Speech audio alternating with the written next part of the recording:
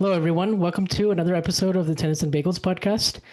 And we're joined. I'm joined by once again returning guest Steve Flink, tennis Hall of Famer, one of the regulars on here. And we're doing it again after a major. Steve, I had the great opportunity to watch some matches with you in person, this time in Flushing Meadows, my first ever experience in New York, and I had an absolute blast. So it's awesome to speak to you again after the fortnight is concluded. Well, I enjoyed it immensely, Vancha. And it was interesting because both times we visited and both times we watched matches, we were quite high in the stands in Arthur Ashe Stadium. But I think to two observers like us, we adjust. And I think we were still what I liked was you seemed to feel like I did. You set your antenna a little differently and you try to enjoy it. And what's fun about that was when you're up that high is, there's some nice views beyond the stadium, and you still feel the match quite well. So that was fun. Once we sat obviously directly behind the court, the other time on the side, we saw a little Sinner Shapovalov. That was good fun, Vanch. Enjoyed it. Yeah, likewise, Steve. It was a great experience for me to soak all of that in, not just on Arthur Ashe, but all the other courts as well, and just getting to meet people there and had a blast. So, but I guess something else that I think we should address right away is this Sinner and Alcaraz dominance the last couple of years in the Slam, Steve. They've now won the last 8 Slams together. A lot of people are comparing it to sort of Roger and Rafa exchanging majors in the mid 2000s, and there's a sense that this could go on for a while because of how much they've separated themselves from the rest of the field, given that they've won 4 each the last couple of years. Where do you see this going right now? Yeah, I mean, it's a good point. I think likely that it will go on for quite some time.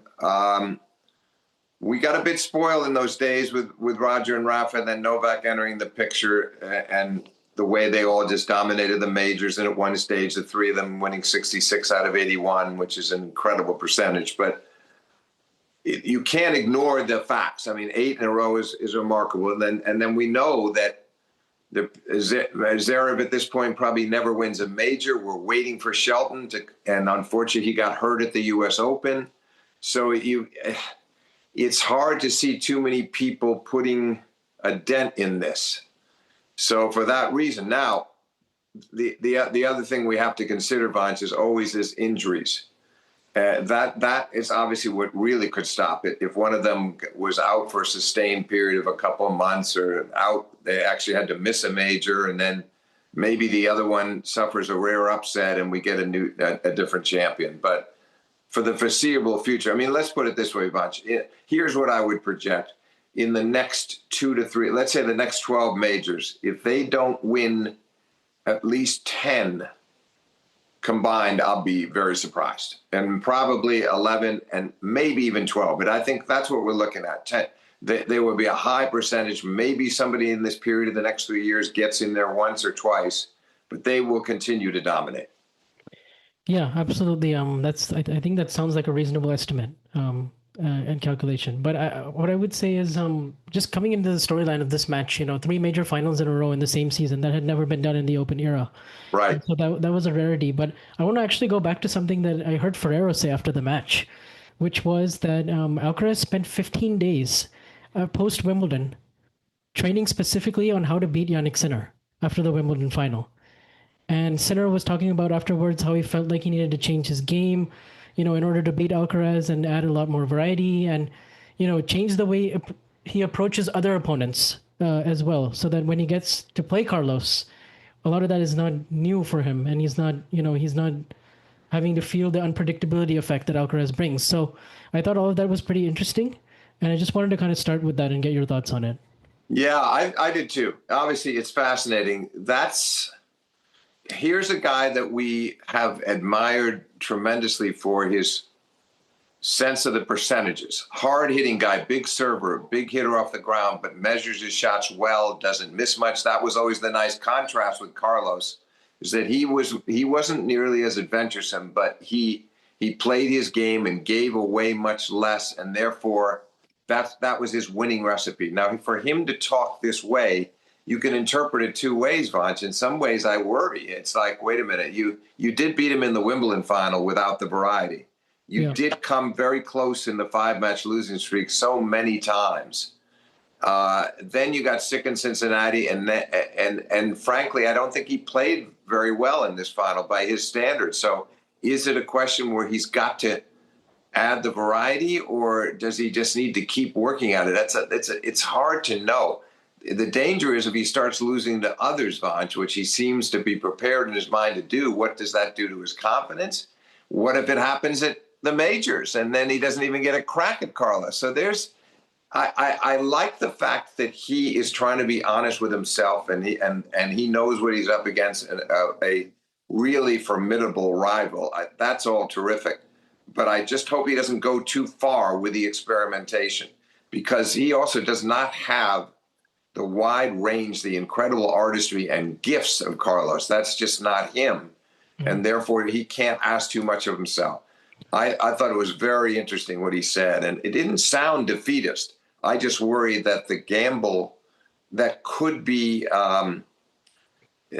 it could have some detrimental effects if he starts to lose to others, and he kind of loses himself and forgets what got him to this point.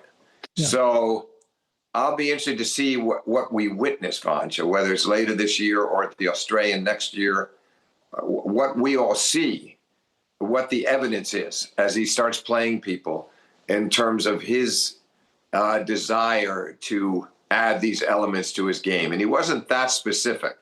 I mean, obviously he could try to drop shot more. There's some things we could see, but I just feel like touch is never going to be his real strength. It's going to be power. It's going to be percentage power. So that's my take. I'm a bit worried, but I understand why he is speaking that way. Yeah, that's a good take. I would just say probably the gambles that he's going for are going to be calculated. I feel like he will just make small tweaks, and we may see them more often when he's ahead in the scoreline, and he may just feel like, okay, I have some more wiggle room here. I'm up 6-2, 5-2, or whatever. Let me try in a drop shot. Let me serve and volley sparingly. Let me, make a couple. He talked about the serve. He talked about making a few tweaks on the serve to make it, because I feel like since Cincinnati, he has been struggling with his first serve percentage, and obviously it was way down against Carlos. He was under 50%, and yeah. that's not going to get it done against Carlos. No. So I think he's aware of that. Obviously there was some abdominal issue that he had against Felix, which kind of bothered him at the end of the second set, and it didn't seem to carry on. I didn't see any signs of any injury in the final, or anything like that. But I think, absolutely he didn't serve anywhere near close. I mean, the fourth set, he served 36%, and Carlos served 71%. It was a huge contrast in serving, and Carlos' serve continues to get absolutely better. And it's, he only got broken 3 times the whole tournament, 10 break points faced, all championships. It's just a remarkable turnaround. And I think, frankly, he's been putting in that work earlier in the season, but it just paid off now. So that was true, because they were talking as early as Australia this year about the work he'd been doing on his serve. So now the dividends finally coming. Yes, look, what's interesting is the 36% was not his worst serving set in terms of he just got broken the one time, as opposed to the two of the the 6-2 and 6-1 sets where he's broken twice. But the percentage was killing him. He never had any rhythm. Obviously he served far better at Wimbledon, particularly the last 3 sets, because he got broken twice at the end of the first set of Wimbledon after leading 4-2. But after that, he served great. And look, if he approaches it the way you envision it, Vaj, I'm fine with it. The danger is you go too far, and I wouldn't think he necessarily would happen, but he has to be aware of that. And that's very tricky, because let's face it, Vanch, we've never heard him talk that way until now.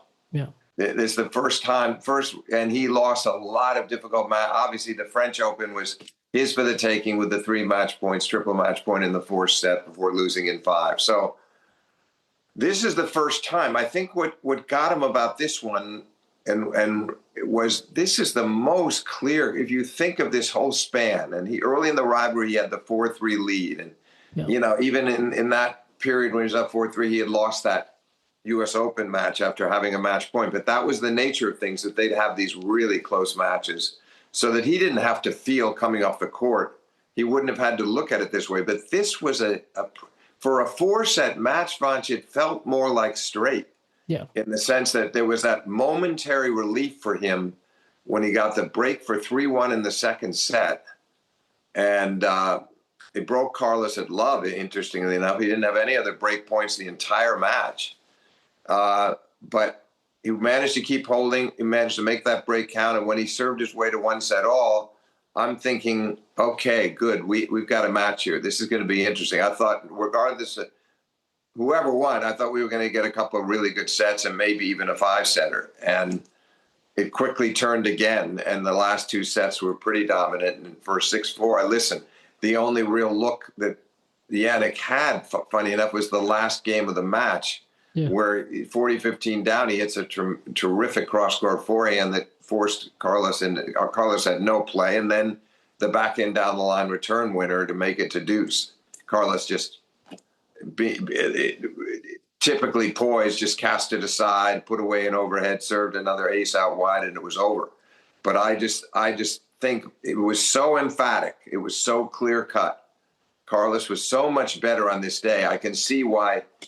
Even that soon after the match, Sinner was talking this way. But I hope that over time, over the course of the fall, that he and his team start looking at this tape the way that Carlos and his team reviewed Wimbledon and figure out some things from his end, because he's also been talking for quite some time. Even Beijing last year, after that match, he's saying, how much he thinks about what it will take to be. He's constantly thinking about what it will take to be Carlos. And I thought that was interesting. So he's given it a lot of thought, but maybe he and the team have to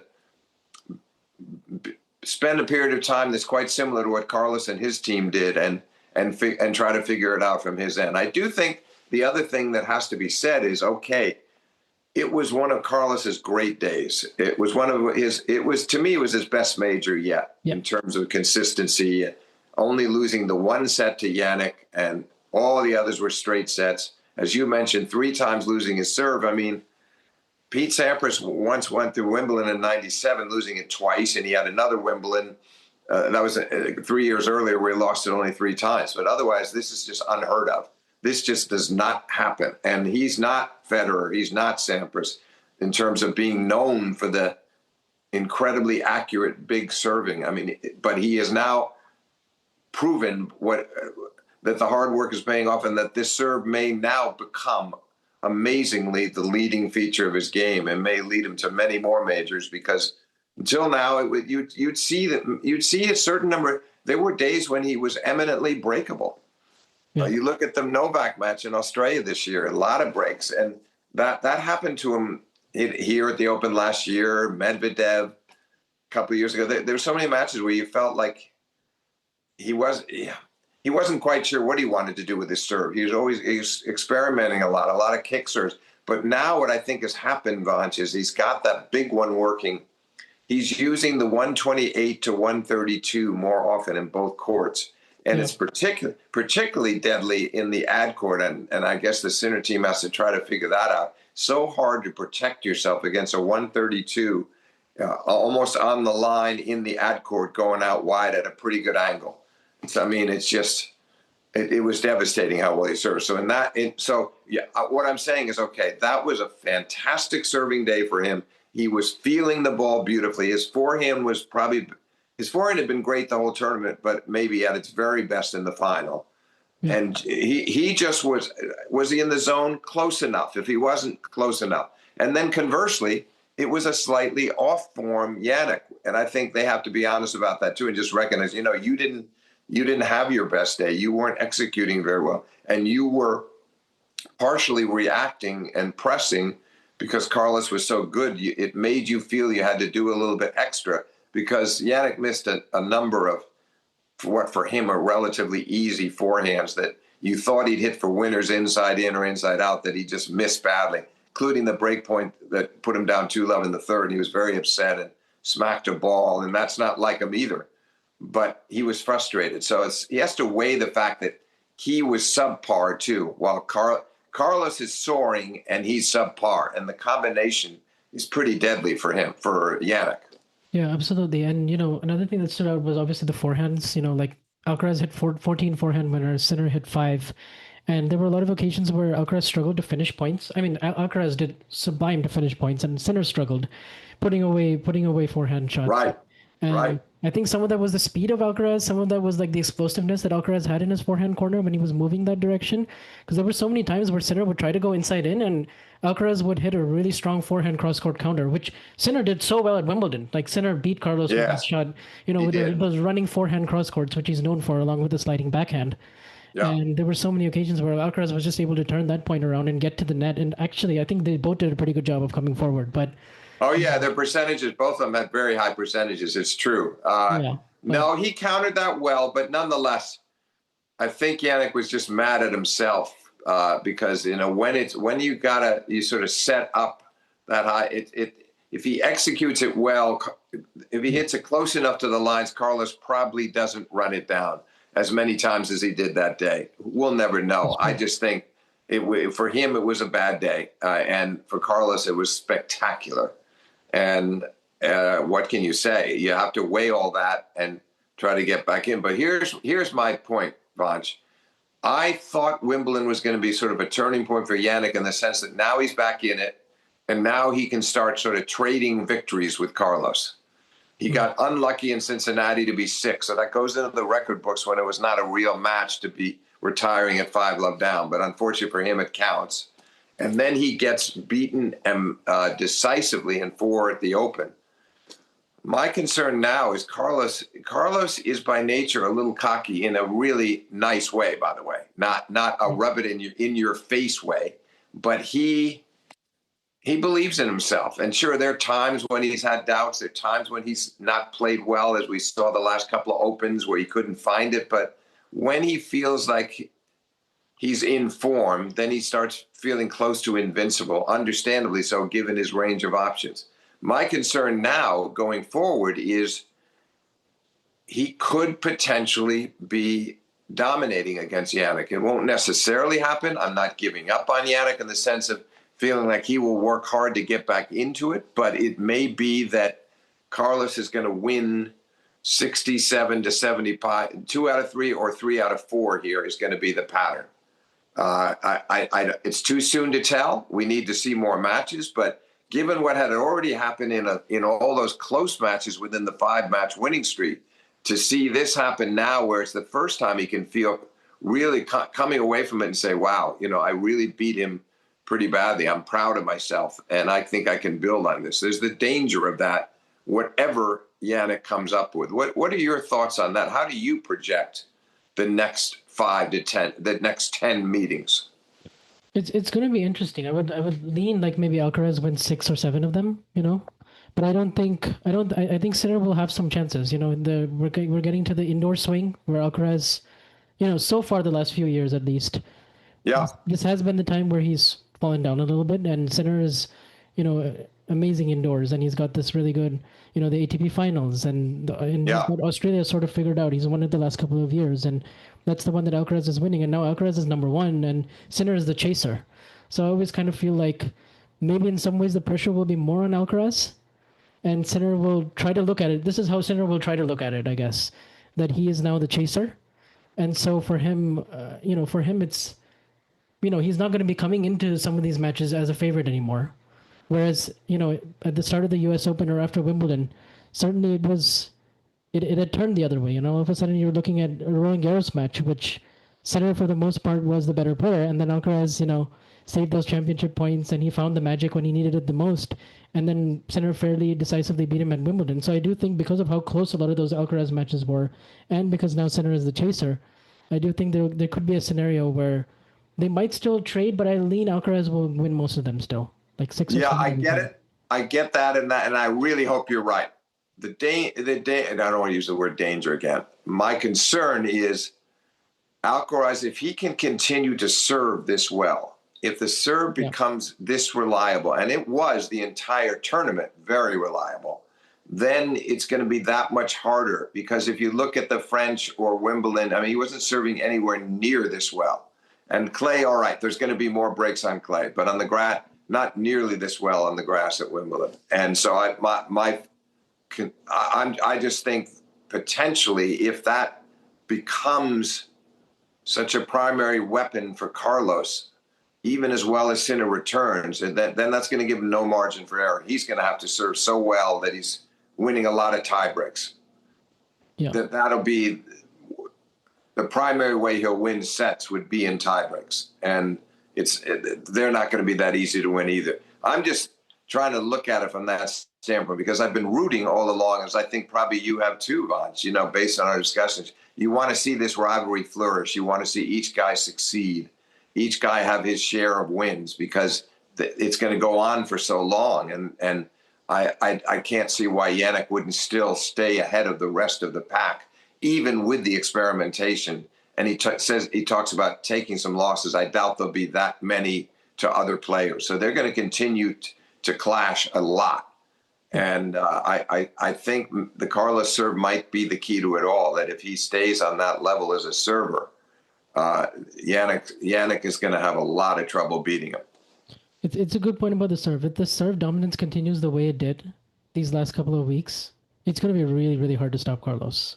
Yeah. Because of the range of options that he has. I mean, just the baseline variety he's able to deploy with such freedom when he gets the serve and the forehand working as well as he did. Because, at Wimbledon, I did think Alcaraz could slice more, and he didn't. And he made that adjustment here where I thought he had some success with the shorter slices that forced Jannik in, or they stayed really low, and it just set up really good forehand attacks for him. Whereas at Wimbledon, he just was so rushed the whole time, he wasn't able to quite deploy it in the same way, and that was effective. And he said, and yes, you're right. And he commented after the French that there were times he felt a little helpless. He looked up at his team during Wimbledon, talking about Carlos in both cases here, and was sort of like, how can I beat him from the baseline? Well, that was completely changed at the Open. The serve helped all that because he was winning his service game so comfortably. I think he felt like he could go after him on Jannik's serve, and it just made him more relaxed on the backcourt, and his execution was almost letter perfect. So, listen, it's going to be fascinating to see going forward how this all plays out, because it's hard to imagine that we won't see 4 to 5 meetings a year on average, right? It's hard to see much less than that, but potentially they meet in 2 to 3 major finals a year. And then they'll meet in some 1000s, and so we're going to get a lot of meetings. And this next phase will be really critical for Jannik, because he didn't get a chance to really. The fruits of his labor at Wimbledon were not rewarded after that. I mean, we all thought, this is what's also so interesting. We all thought coming off of Wimbledon, now he's going on the hard courts. This is perfect for Jannik, because if anything, it was supposedly Carlos's worst surface. And yet, Carlos proceeds to play a really good Cincinnati and a sensational U.S. Open. So right now, you have to. It looks to me like he's almost equally good at, when he puts his mind to it, he can play almost equally well on all surfaces. And that Jannik, maybe he no longer has a clear edge. He clearly doesn't have a clear edge over Carlos on hard courts. Not now. No, certainly not now. I think the head-to-head is 7-2 on hard courts, and but what's interesting is that now they have kind of shown that they can win. Jannik can win Wimbledon. Carlos can win U.S. Open again. So I do feel like, they will have opportunities. Like if Alcaraz and Sinner meet in the Australian Open final, then the storyline will be quite tasty, because Sinner will be going for 3 in a row. Carlos will be trying to complete the career slam, and then at Roland Garros, Carlos will be going for 3 in a row, and Sinner will try to get the career slam. So how cool it would be if they actually traded and they won on each other's turf. Yeah, no, you're right about all that. I'm wondering, though, I have to say, I read a story late in the Open. Carlos is scheduled to play an exhibition in New Jersey on December the 7th. I didn't even notice who he's playing. That doesn't matter. To me, it's like, wait a second. Last year, he played these XOs in Madison Square Garden and another one after that, and I don't think that helped him one bit when it came to Australia this year, and may have contributed to the loss to Novak. And here, I would have hoped that the team would convince him, give yourself a decent off season after Turin. Don't mess with anything. You can make that money 10 times over. There will be plenty of ways to make up for whatever money you're getting paid to play in New Jersey. So I hope that does not lead to them not meeting over there because Carlos underperforms. I certainly hope not. because he said that this is his priority. The career slam is, but he said that last year too, coming into this year, that the career slam is what, and now he's got, what's so interesting is he's got two of all the others, two each, which is astounding at 22, and yet still doesn't have the Australian. So you would think that everything he's thinking about between now and then is Melbourne, that he wouldn't even care. I mean, he's going to end the year number one with almost hardly winning any more matches, right? He's got almost a lock on that. And so he doesn't have to worry too much about it. He might even have it sealed before turn. I suspect he will. And then I just would have hoped he gives himself an off season, no exos, just train, just try to get yourself, become into Australia completely fresh and eager, and try to put that one on the board. Yeah, I'm curious because he has done those exos the last couple of years, and I thought that was the end last year. So the fact that he signed up for one more does surprise me a little bit. Maybe he'll go back on it, once he has more success in the fall. Maybe he'll realize, actually, I don't need this. And hopefully, hopefully he'll come into Melbourne fully locked in and ready to go. Like, the last couple of years, he also hasn't played a warm-up. And actually, neither has Yannick. So they've taken these extended off season because, they finished the season really late on Davis Cup. And then after that, there's very little time. So I'm curious to see if they change that or how Carlos, especially more so Carlos, how will he approach it? Say he does, clinch year on number one before Turin. Yeah, I mean, look, it's not like this is going to be his last chance, but why not give yourself the best chance now when you just haven't had good. I mean, where he's been beaten by Novak, got him in 4, and Zverev had beaten him in 4 over there. He's had less than stellar results for him. And performances more than results is how I put it, because he didn't play particularly well in either of those losses. Yes. And while Zverev and Djokovic did play very well, for sure. But I just would have thought it's like it would be almost an obsession that from here to Melbourne, that's almost all he'd be thinking about. Try to win a title or two in the fall if you can, but mainly be sort of prioritizing and your mind would be locked in on Australia. And as you say, could be that he skips it. Could be that he changes his mind. That would be very good news for all of his admirers. Yeah.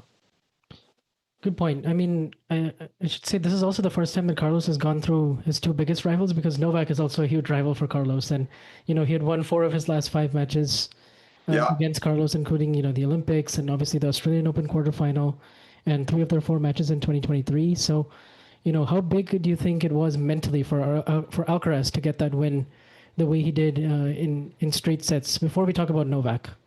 Yeah, it was impressive. Obviously, it was impressive, and you're right. Obviously, the 4 out of 5 meant a lot. They're all spaced out. I mean, it was a pretty good distance from the Olympics to Australia, and Novak obviously played an incredible match in the Olympics and played quite well in Australia. But obviously, Carlos had sort of he'd seen what happened after. He'd seen even immediately after the win over him in Australia and how the injury forced Djokovic to retire against Zverev. And then he knew what happened in Paris, that by the time Djokovic got to Yannick, he couldn't get a set off Yannick. He played well, and then he was well aware of what happened at Wimbledon. I'm sure he watched some of the Sinner match at Wimbledon, saw that Novak was pretty handicapped in that match by whatever was going on physically and couldn't do much in that semi.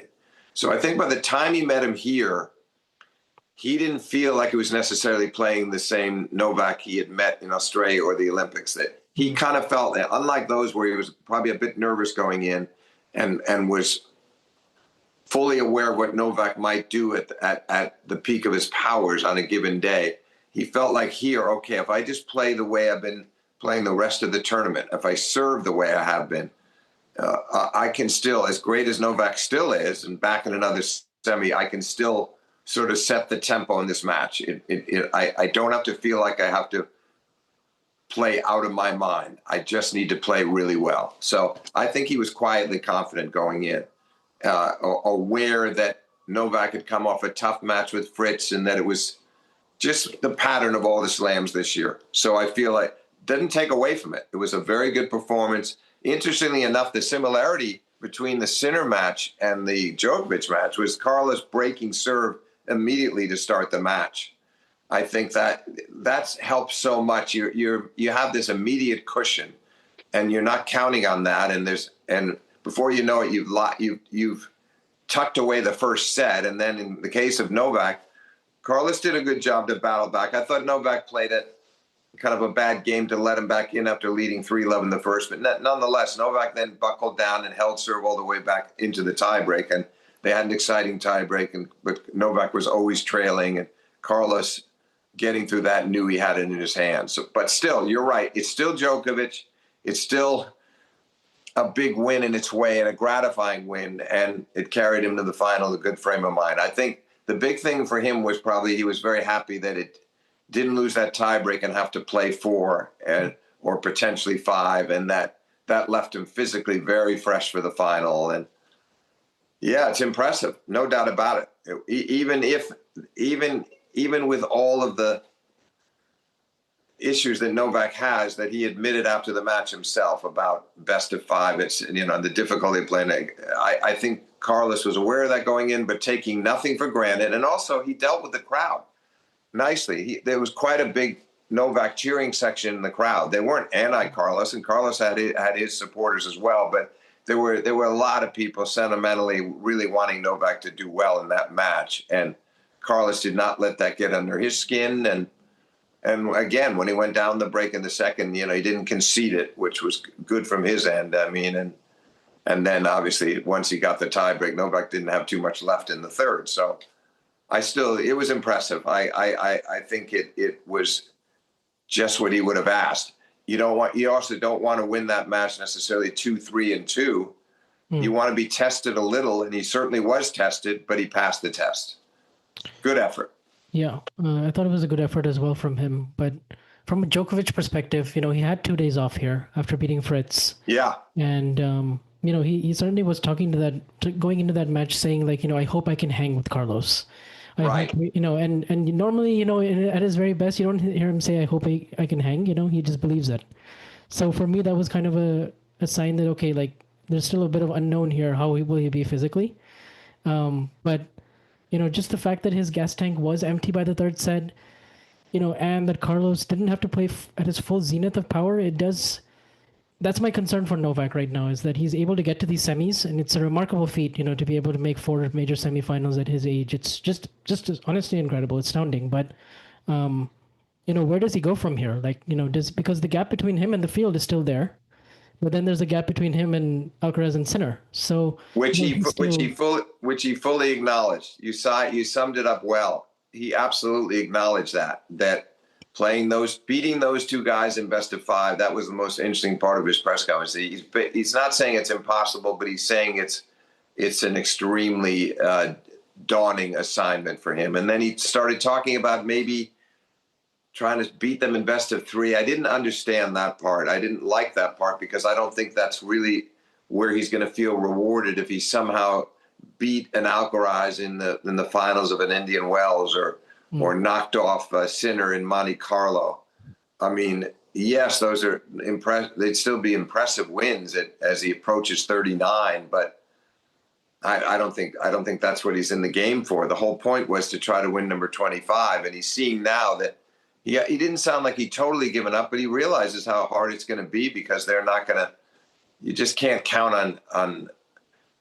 There might be those occasions where somehow one of them is lost and you only have to beat one of them. I get it, but he knows those are few and far between, and so not sure how he's thinking, Vanch. He's got a lot of pride.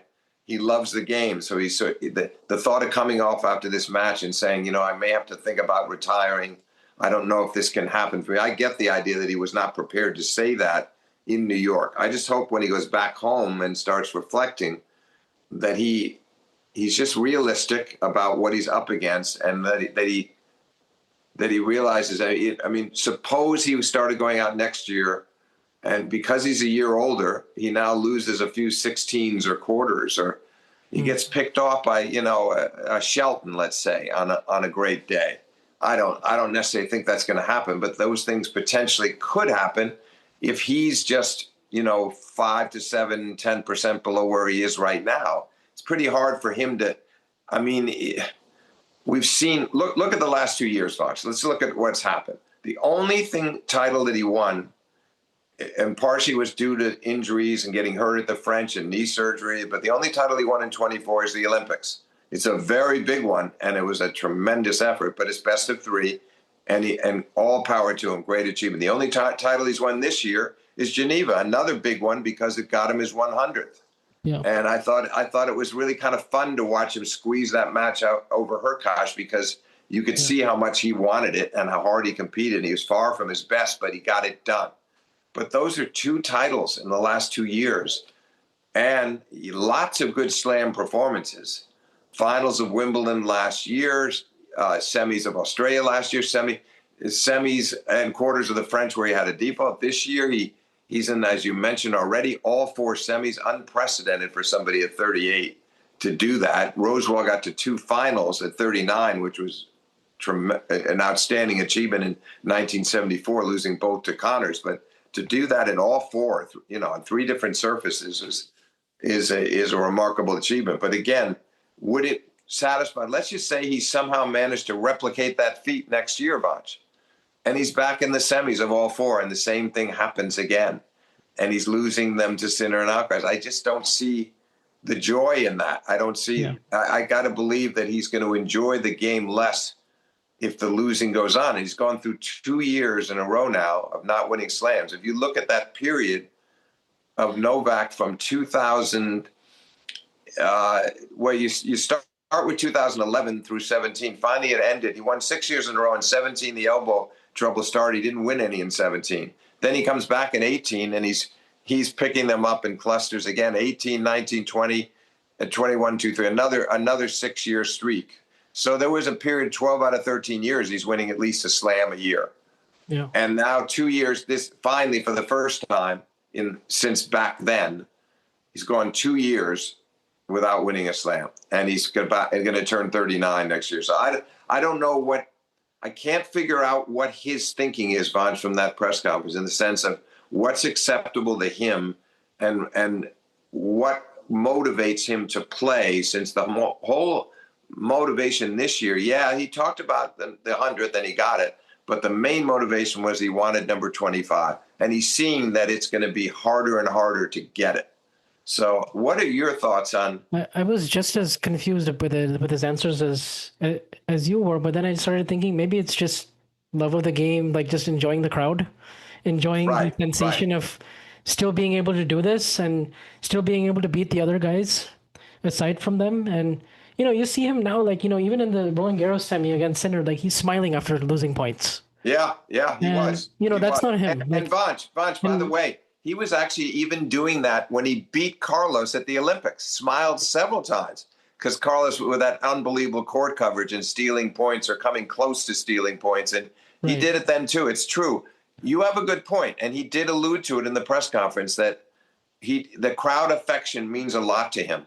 But how far does that go? How long does that go? And it's not that I think he can damage his reputation, or it can ruin. You can't ruin that record. You could play 3 more years and start and lose a lot, and that doesn't change what he did over the preceding 13 years. But I just feel like I don't want him to regret. We've seen this with so many great athletes. Yeah. And then after the fact, they might say to themselves, "Gee, I really did. Maybe I hung around a little too long."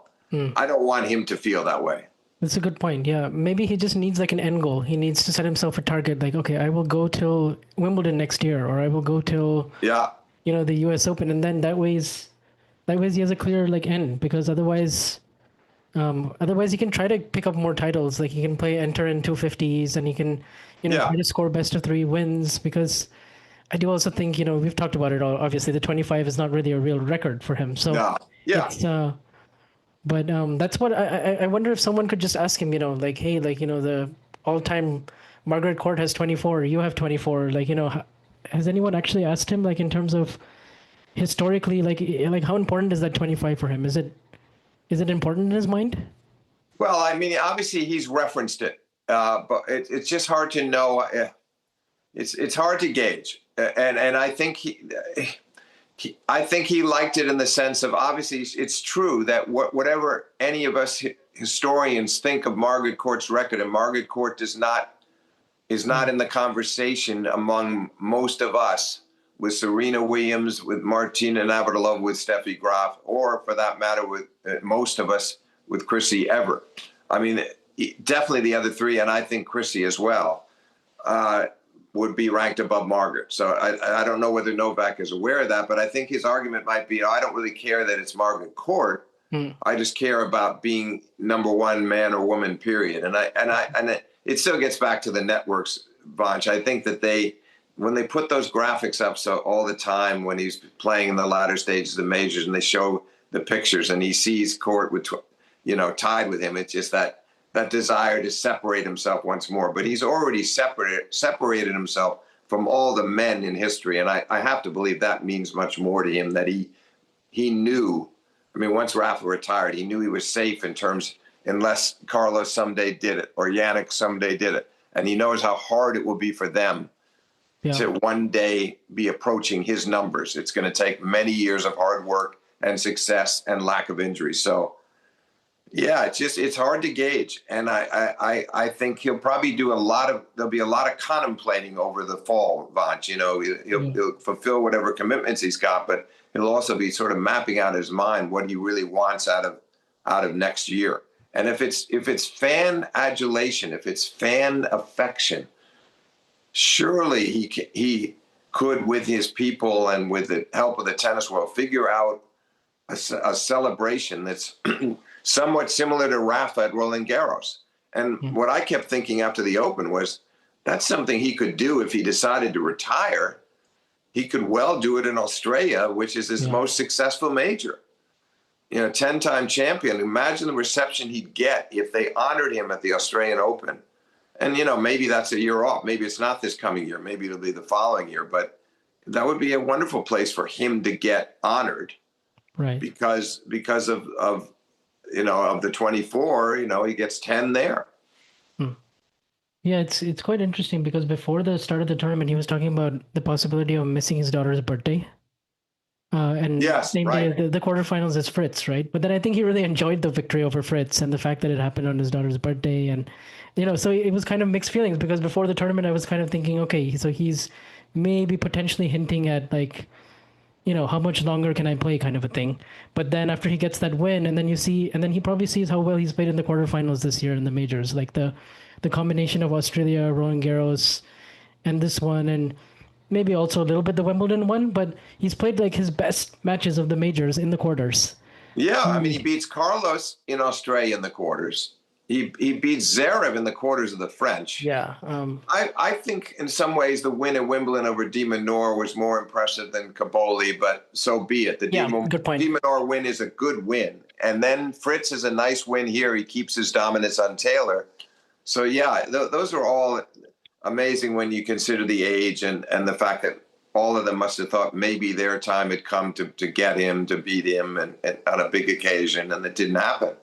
So, but again, that's unfortunately coupled with having to take his lumps against these guys that he fended off for a couple of years. Carlos, and he was still right in there with those guys through, right in there with Sinner through 23 and right in there with Carlos into this year. So he has to balance. There's a lot of balancing in his mind. It's a lot of juggling. It's a lot of thinking, philosophizing. So he'll have that time in the fall, and it's going to be really interesting to see what we hear from him and what he decides to do. Yeah, I'm interested because I think as far as his tournament schedule goes, he's only agreed to play that Athens tournament, which is... Yeah, what are the dates of Athens? I didn't look. I think it's like November 2nd to 8th. I think it's just before the finals. Right. So right. I don't think he's going to try to qualify for Turin. No, I don't think either. that really And I don't motivates think him. I think even if he did qualify, I think he'd skip it like he did last year. I don't think he's playing there. So, yeah, I that might be the only time we see him this year, honestly. Yeah. So, and that's the other thing, Vanch, is it's such a double-edged sword. He has to play less. yeah. And again, remarkably, he doesn't play after Wimbledon doesn't play Canada or Cincinnati, and it ends up really not mattering because he played his way into some good form at the Open despite it. And he didn't even get himself into a 5-setter. And so that's great. But on the other hand, ideally you would be playing a bit more than he does, but his body can't take it. But then as a result, some of those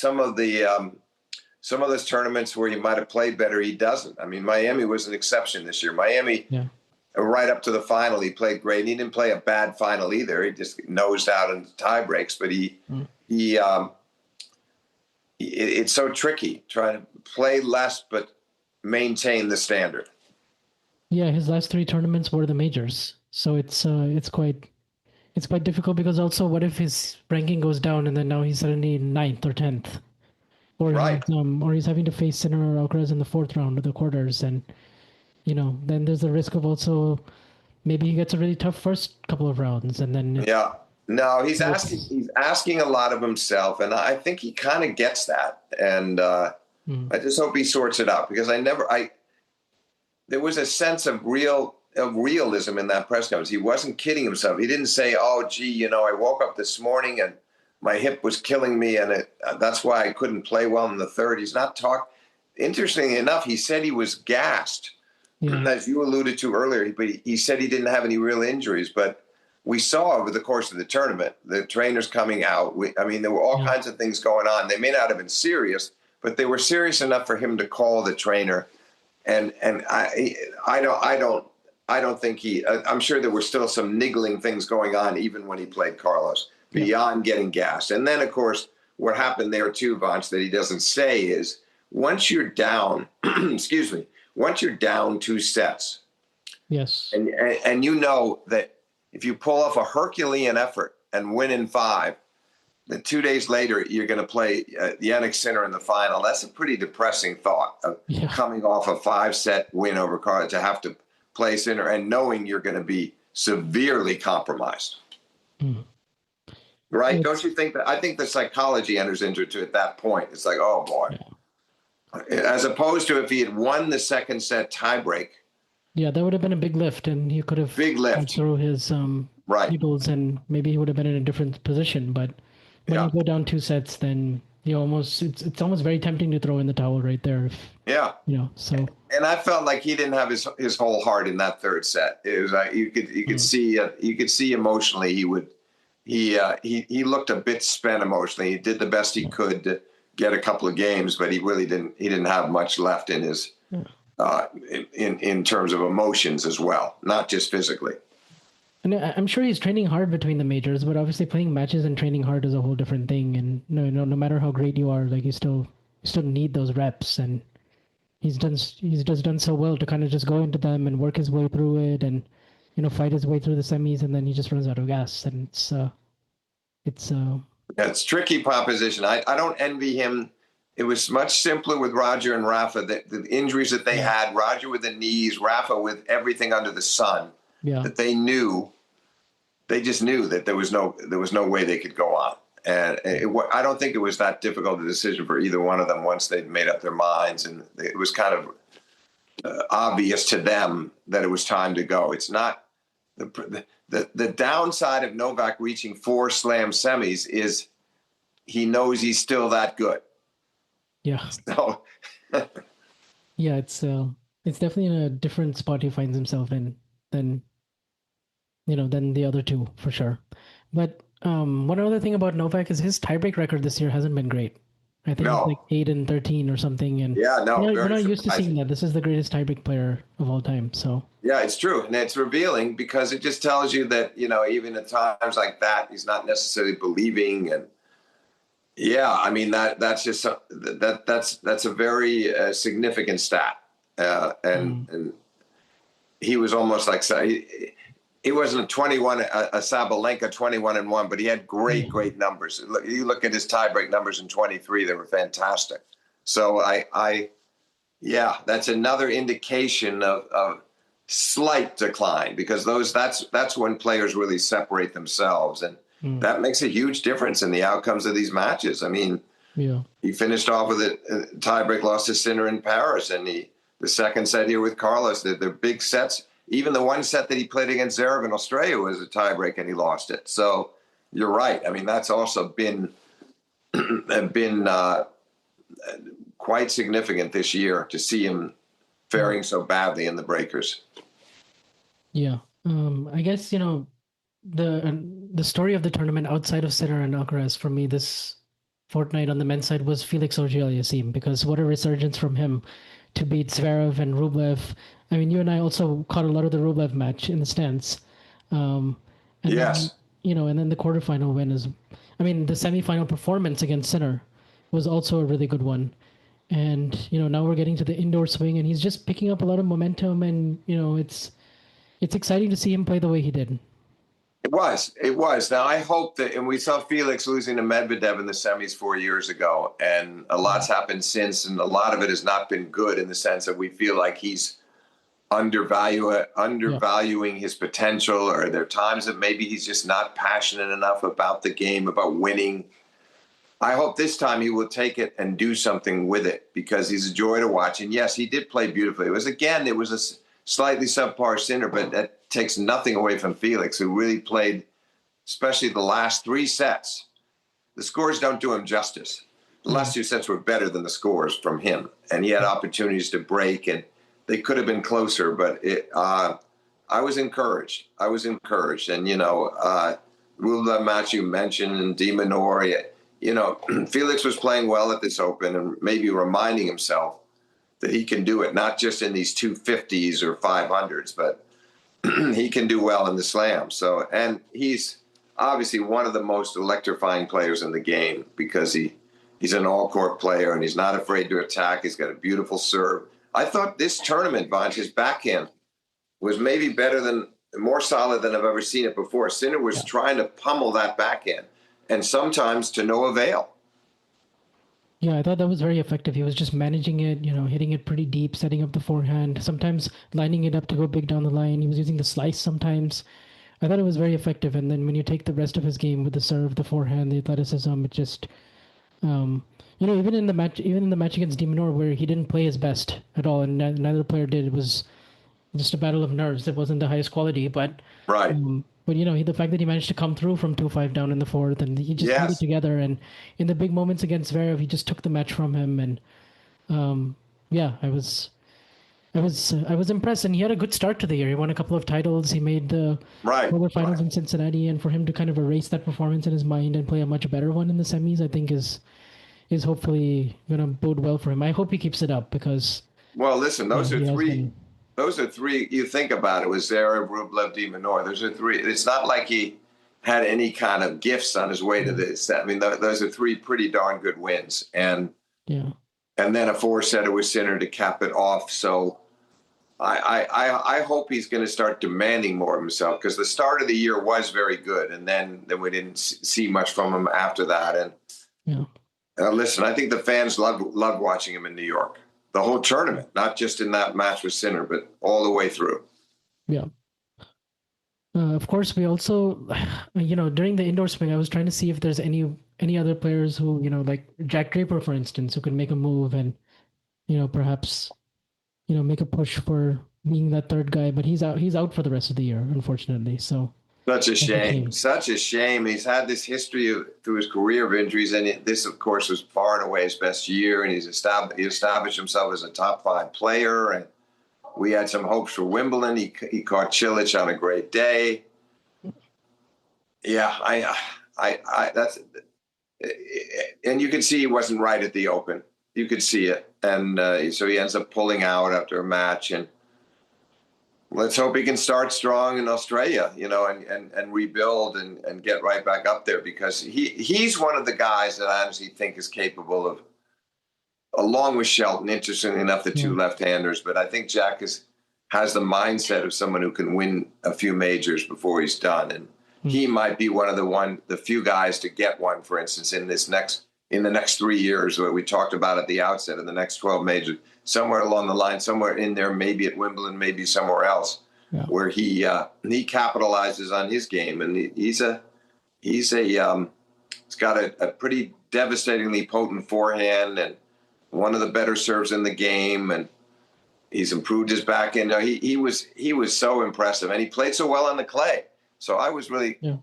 post Wimbledon, before we found out he was injured. I thought he'd have a very good second half and stay in, probably finish the year in the top five. So it's a shame what's happened.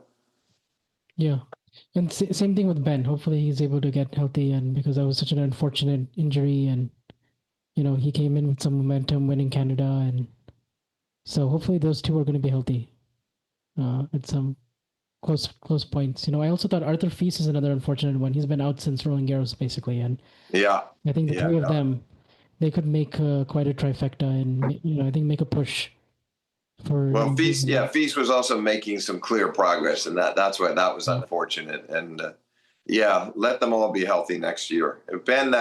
Ben's injury at the Open was just a damn shame, because I mean, if American fans were so excited about seeing him, and they know him well, and it was 2 years ago when he got to his first Open semi after having had the great Australian, and then he's back in the semis at Australian this year. I mean, he's made so much progress, and winning a tournament over the summer like that, and I didn't think realistically he was going to win this Open, but I wanted to see him in the quarters and threatening, and the fans getting excited about him. So I hope he heals rapidly. Yeah, for sure.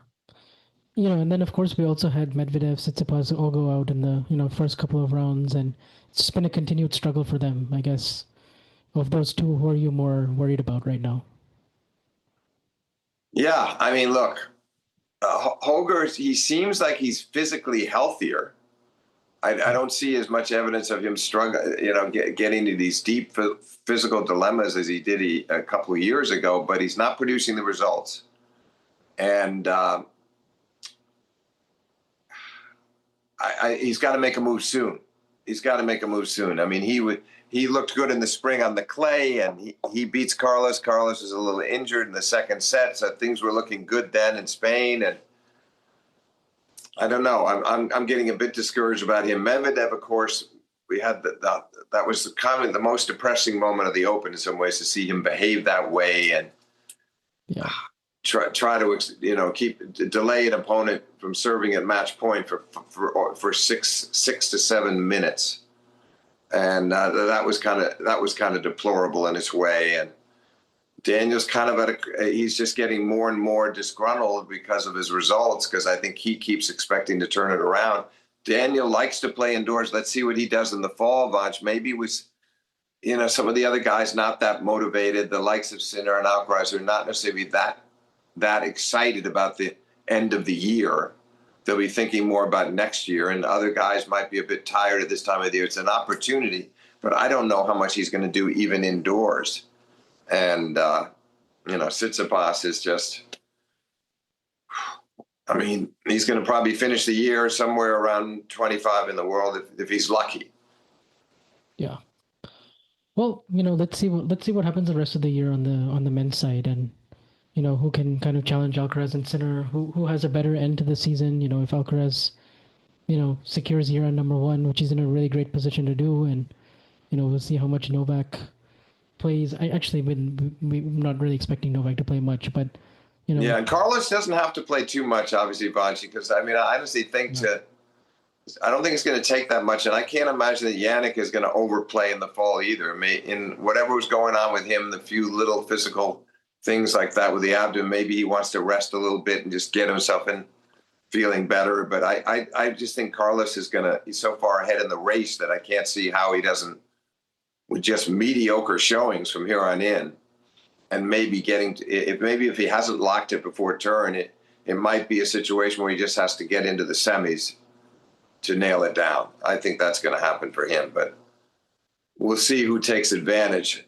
which players kind of surge to the forefront if they have the opportunities in the fall. Yeah, absolutely. I thought on the women's side, it was very impressive to see Sabalenka finally win a major this year. Just given, the scar tissue from Australian Open, Roland Garros, losing the match from a breakup in the third, and once again, really, really terrific performances from her in the semis and finals, much like last year.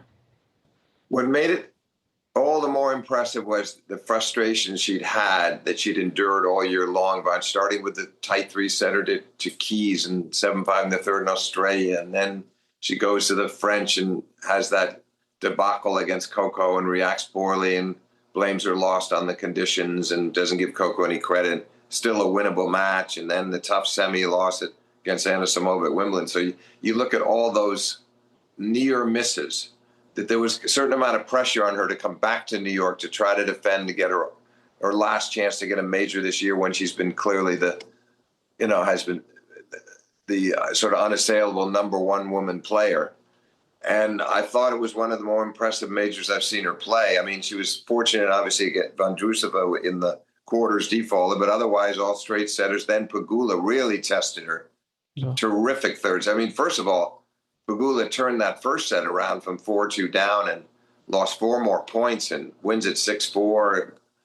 Crowd's going wild. Sabalenka reassembled her game really quickly at the start of the second, wins that, and then that gets the early break in the third. And then Jess was, after that early break, serves 4 love games.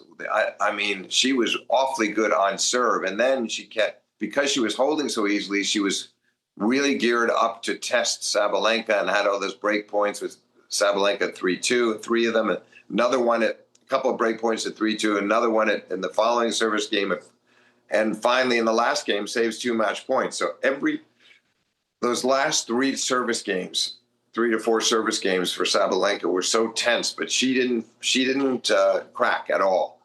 That match could easily have gotten away from her with the American crowd, and Pegula, who played well in the final last year, but played better in this one. So yeah, I thought that to me, it actually was the most commendable win, was actually that win over Jess, to come from a set down and win it in hard-fought 3-setter. And then the final, she'd lost Anna Samova at Wimbledon, obviously, and Anna Samova having beaten Iga, having beaten Naomi.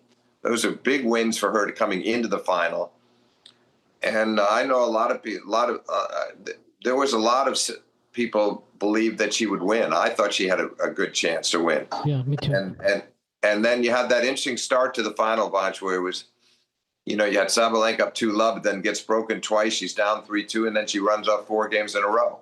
And then she's up 3-1 in the second, and finally it got broken, but broke again and served for the match, and had that unfortunate moment at 5-4, 30-all with the netted smash, which she didn't really go after. She didn't hit it. Yeah. The lob was high, but it was a very makeable smash, and she put it into the net and lost her serve. But once again, we go to that tiebreak. She's only lost 1 all year, and another almost impeccable tiebreak where Anna Samova had served an ace on the first point, and Sabalenka wins the next 6 points and eventually wins 7-3. I thought it was a very well-deserved victory for her. Yeah. To sort of close her Grand Slam season the way she wanted, and looking again like the best player in the world. Look, Vanch, we know it's kind of tight. I mean, Iga was the Wimbledon champion. Iga won a hardcourt tournament over the summer. She got caught off guard a bit by Anna Samova, but Iga's going to be right in there with her. Coco is going to stay very much in the picture. She won the French. I don't think at this point, I'm beginning to believe we won't see anything from Keys ever again, quite like what we saw in Melbourne. Maybe she could get to a semi or 2. I don't think she's going to win another. But the other 3, especially looking at Coco and looking at Iga, especially Iga and then Coco, there could be quite an interesting race next year with those 3. But most notably, could be quite a struggle for supremacy between the 2 S's, Swiatek and Sabalenka. Yeah. I hope so, Vanch, because we need to see them play some major finals. It hasn't happened yet. And they would they could play some fascinating final round matches at majors that could go back and forth too. And Iga, although she lost to Sabalenka this year at the French, you figure they go back there. If they played in the final there next year, I'd favor her. I might favor, despite Iga winning Wimbledon, if they met at Wimbledon next year in the final, I think I'd favor Sabalenka. But the point is, it would be up for grabs almost anywhere they play, and they can test each other to the hilt. And I hope we get it. I still see that as a possible scenario, though, with Coco behind them, where it's Sabalenka and Swiatek battling now for number one next year as Sabalenka tries to hold on to that top spot. Yeah, I mean, it's very interesting because it has the potential of you could see something like Alcaraz and Sinner. The only thing is that there's so many players Yes, in there in right. that top 10 who are so strong. And also, you have new names coming. And it's just like, if one of them loses and with these majors being best of three, gets off to a bad start, especially Iga and sometimes in these quarterfinals, or of these hardcore majors since winning the 2022 US Open. We haven't quite seen it from her. Now, granted, I think, she gave a good account of herself here. It was better than the performance against Pagula last year from her end in the quarters. And I think she was also struggling with her foot, I later read. So, I think that played a role, but also Anisimova was like such an incredible effort to come back from the double bagel loss and, And to beat her in straight, yeah, on another crazy. huge stage like that, where Iga obviously fighting hard, not wanting to lose this match, but not able to get her teeth into the contest really. So I thought that was incredibly impressive. And then to follow it up with Naomi, who was 3 points away from beating her in the semis. And Naomi was so determined and so emotional. And sometimes there was a negativity to the emotion, sometimes positive, but her will to win, she was advertising it. And I think a lot of that crowd, despite the fact that it's Anisimova, the American, I think there was plenty of crowds of sentiment for it. Was a nice kind of evenly divided crowd, I thought, maybe slightly toward Anisimova. But Naomi fought so hard to get through the first set and to lead 6-5, love 15 second set. And then after winning the tiebreak in the first, she loses the tiebreak in the second. And then we had a nice ending because it looked like Anisimova had that match in hand. And then the last game, Naomi came back and had a couple break points. And so I thought to beat those two, Naomi being a two-time former champion and to beat Iga, who's just destroyed her in that Wimbledon final, was terrific. And then to end it with a decent showing against Sabalenka. I mean, nothing embarrassing about the way she played in that final. A far cry from Wimbledon. So what were the chances, Bonds, coming to the year we see Anisimova in the finals of the two most important tournaments in tennis? I'd say pretty slim. Yeah, pretty slim indeed. And it makes me actually think because she's young enough, she could win one of these. Yeah, I think so too. Because look, she's got one of the great backhands in the sport. She's an incredible backhand down the line. Oddly, the backhand down the line was just a little bit off in the final against us. He missed a few against Sabalenka that surprised me, but by and large, she can thread the needle with that shot, and it's deadly. And the backhand just overall going both ways is tremendous. And forehand is improving, his serve's improving, and she's a great competitor. I agree with you. She will be in there next year, threatening to win majors. Yeah. I mean, she has a little bit of a struggle in finals sometimes, like, just controlling the range on her shots. Nerves, I think, can come in her way. If she wins a couple of extra titles next year, outside of the majors or puts herself in a good position. She was also just, those were emotional matches, the wins over Iga and Naomi. So all things considered, it was a good performance in the final. And at times, especially in the first set, she was the one controlling the rallies, and it was kind of Sabalenka who was the more solid, more consistent. I mean, you rarely ever see Sabalenka win a set with 3 winners and 4 unforced errors, and hit only 13 winners the whole match. That's quite rare from her. Yeah, but she was very disciplined this match, and she wasn't getting frantic, and she had her emotions under control. So, and she knew how she wanted to play this match. And I think she caught Anisimova a bit off guard at times with her thinking and her strategy. And then she did serve very well. It was unfortunate for her that she didn't serve out the match, but she had a lot of very solid service games as well. Yeah, and I'm absolutely fascinated by Sabalenka's tiebreak record, which you touched on earlier, because she's won 19 in a row, and she hasn't lost one since February. 21-1 on the year, like crazy. I'm curious to see how long she can keep it up and keep playing like this in the clutch. And look, it's not like you've got to couple that with the fact that she lost 3 matches that were hanging in the balance at the majors, so it's not like she's come through in the clutch to win matches every time. But boy. The tie breaks have given her have been, that can't be ignored either, because obviously she closed this open by winning a tie break, and she certainly didn't want to let that match go 3. That would have been dangerous. And hopefully she can transfer that clutch play in the breakers to winning more and more tight 3-setters in finals of majors. But you wouldn't expect it. I mean, when Djokovic was dominant in his breakers through most of his career until this year, but it makes sense. His mindset, the way he plays, his clutchness across the board. But I never expected that Sabalenka would, and most of them, Vavanch, are not. A good many of them are pretty clear cut, like this one in the final. Yeah. She just seems to manage to. We talked about Novak in lockdown mode in breakers, but oddly, there's a lot of times she's done that too. She still goes for her shots, but boy, she misses so little in breakers, and then also seems to manage to get in a ton of first serves when she needs them too. Yeah, absolutely. So, we talked about Alcaraz most likely finishing year number 1. I think it's likely the case for Sabalenka as well. She's got over a 2,000-point lead as it stands right now. So, good chance Sabalenka finishes the year number 1. I think Sabalenka's goal next year, Vaughn, should be, I got to believe she's really going to want 2 majors if she can get them. This was frustrating. She looks back. She's delighted she won in New York, but thinks that she could have won 1 or 2 more. And I think next year she's going to go hard after a couple.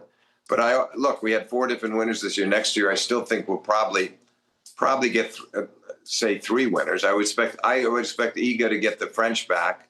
I would expect Sabalenka to win somewhere, either Australia or the U.S., and maybe a breakthrough at Wimbledon, and then an Anna Samova getting on the board, or Coco getting a third. Somebody else gets in there. I think one of those 2 Americans could well be the person to do it. Yeah, let me ask you this: how many majors do you project Sabalenka will finish her career with? She has 4 right now. Yeah, right. I'm thinking around 8 is what I'm thinking, 7 or 8. I'm gonna say 8 to 10. Yeah. Because I think that next 2 or 3 years she's going to really prime for all these, and yeah, I would say so. It's going to be hard to get to the double digits, hit to the 10 number. She might, more likely 8 or 9, but I can put her ceiling at. I have her ceiling at 10.